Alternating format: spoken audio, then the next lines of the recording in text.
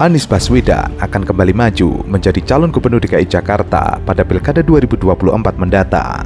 Jika menang, Anies akan melanjutkan periode keduanya. Kemantapan Anies tersebut diketahui datang dari warga Jakarta yang memberikan aspirasinya. Anies Baswedan menyebut bahwa masyarakat setiap hari bertandang ke kediamannya yang ada di Lebak Bulus, Jakarta Selatan. Menurutnya, banyak warga dari berbagai kalangan seperti buruh, pekerja, guru, sampai dengan aktivis lokal menyampaikan keluhan langsung pada dirinya yang merupakan mantan gubernur DKI Jakarta periode 2018-2022. Aspirasi yang datang dari masyarakat tersebut diakui olehnya menjadi pendorong agar dirinya kian mantap kembali memimpin Jakarta. Pasalnya, selama memegang jabatan sebagai gubernur DKI Jakarta, banyak pencapaian yang telah dilakukan oleh Anies Baswedan. Pertama, Jakarta International Stadium. Menjelang akhir tugasnya, Anies Baswedan berhasil menyelesaikan pembangunan Jakarta International Stadium atau JIS yang berlokasi di Tanjung Priuk, Jakarta Utara. Hal tersebut menjadi kebanggaan tersendiri karena mahakarya ini menjadi salah satu stadion beratap penuh di Asia Pasifik. Stadion ini juga mampu menampung 82.000 penonton dan mempunyai atap yang bisa dibuka tutup secara otomatis. 2. Sirkuit Formula E. Formula E merupakan ajang balap mobil listrik internasional, menjadi momentum penting di era kepemimpinan Anies Baswedan. Ajang Formula E yang dilaksanakan di Ancol telah berhasil membawa nama baik ibu kota negara ke seluruh dunia. 3. Revitalisasi Kota Tua. Saat menjabat sebagai gubernur DKI Jakarta, Anies diketahui telah mengubah zona rendah emisi Kota Tua. Setelah revitalisasi, Kota Tua hanya bisa dilalui pejalan kaki, bus Transjakarta, kendaraan listrik, pesepeda, dan bus berstiker khusus. Revitalisasi jalur pedestrian Kota Tua yang telah diresmikan bisa meningkatkan kenyamanan untuk pejalan kaki dan pengguna sepeda, serta dapat mewujudkan kawasan rendah emisi. 4. Sumur resapan. Salah satu karya Anies selanjutnya adalah Sumur Resapan. Meskipun prestasi Anies ini sangat kontroversial, namun efek dari sumur resapan dapat dirasakan oleh seluruh warga DKI Jakarta yang terdampak banjir. 5. Jaklingko. Anies berhasil mengintegrasikan transportasi dengan tarif integrasi transportasi Jaklingko. Dengan Jaklingko, seluruh warga bisa menggunakan fasilitas kartu uang elektronik atau aplikasi Jaklingko agar memudahkan transaksi di seluruh moda. Tarif Jaklingko sendiri maksimal Rp10.000 dengan tujuan kemana saja. 6. Aplikasi Jakarta Kini atau Jaki. Selain Jaklingko, Anies meluncurkan aplikasi Jakarta Kini saat pandemi COVID-19. Aplikasi ini dikhususkan untuk warga Jakarta sebagai pusat informasi penanganan COVID-19 di ibu kota. 7. JPU Pinisi. Jembatan yang terdapat tulisan 37 nama tenaga kesehatan yang gugur akibat COVID-19 ini menjadi tujuan wisata warga di Jakarta. Tidak hanya JPO Pinisi, sepanjang Jalan Jenderal Sudirman sebelumnya sudah ada 3 JPO yang memiliki penataan yang baik serta Instagramable. Di antaranya JPO Bundaran Senayan, Gelora Bung Karno, dan Polda Metro Jaya. 8. Pelebaran trotoar. Anies Baswedan juga menggencarkan revitalisasi trotoar di DKI Jakarta.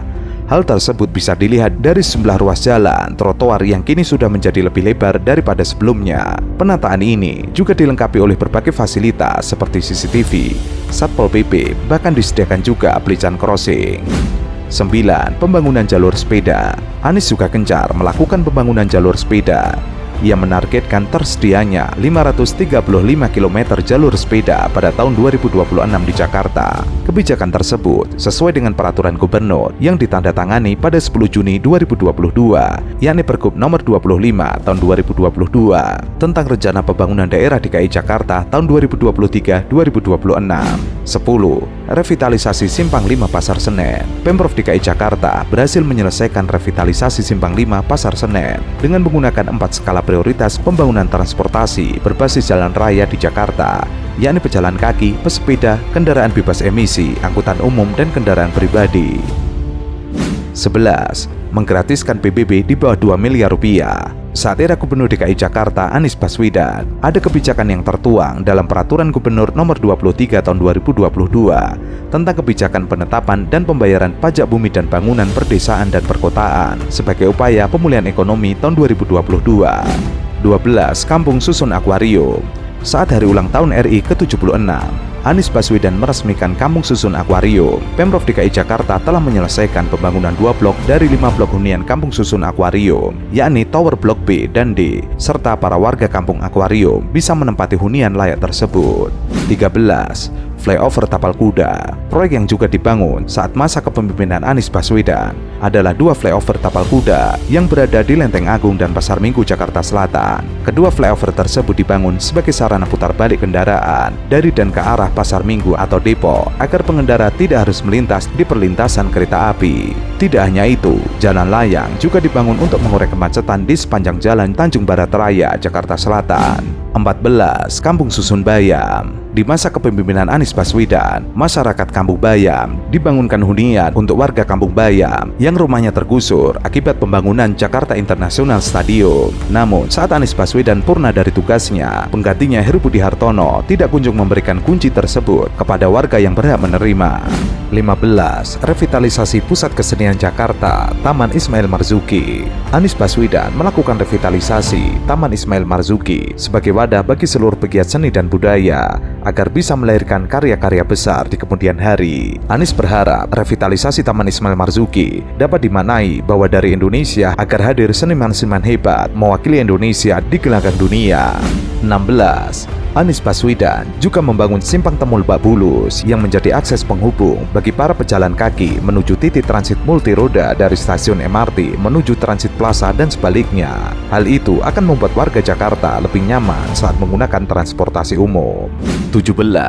Taman Tebet Eco Park. Taman tersebut didesain dengan mengusung 3 konsep utama dalam pengembangannya, yaitu fungsi ekologi, ruang sosial, edukasi, serta rekreasi. Sejak dibuka pada April 2022, taman tersebut banyak mendapatkan respon positif dari berbagai komunitas dan pemerhati desain. Taman Eco Park adalah salah satu dari 400 taman yang dibangun dan direvitalisasi oleh Anies Baswedan saat menjabat sebagai Gubernur DKI Jakarta.